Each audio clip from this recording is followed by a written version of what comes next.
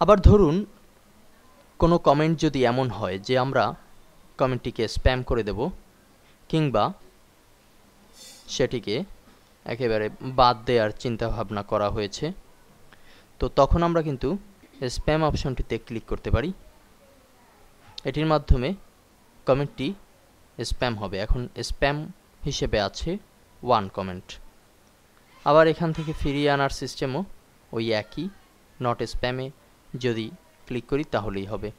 এখন আমরা চাইলে এখান থেকে ডিলেট পার্মানেন্টলি যদি ক্লিক করি তাহলে কমেন্টটি পুরোপুরি বাদ হয়ে যাবে। ঠিক একইভাবে আমরা একবার নট স্প্যাম দিচ্ছি, কমেন্টে ফিরে যাচ্ছি।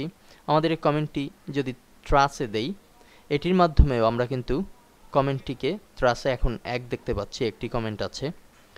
এখন কিন্তু আমরা এই কমেন্টটিকে চাইলে ডিলেট পার্মানেন্টলি দিতে পারি কিংবা ওকে রেস্টোর করতে পারি, অর্থাৎ আগের জায়গায় ফিরিয়ে দিতে পারি। আমরা এখন এটিকে পার্মানেন্টলি ডিলিট করে দেব। এই অপশানে ক্লিক করছি। আমাদের কমেন্টটি কিন্তু এখন আর এখানে দেখা যাচ্ছে না, কেননা আমরা কমেন্টটিকে পুরোপুরি বাদ দিয়েছি। আমরা যদি প্রিভিউতে যাই তবে আমরা দেখব যে কমেন্টটি পুরোপুরিভাবেই চলে গেছে। তো এভাবে করে আমরা কমেন্টকে বিভিন্ন মাত্রায় আমাদের প্রয়োজন অনুযায়ী প্রদর্শন কিংবা প্রদর্শন না করিয়ে রাখতে পারি।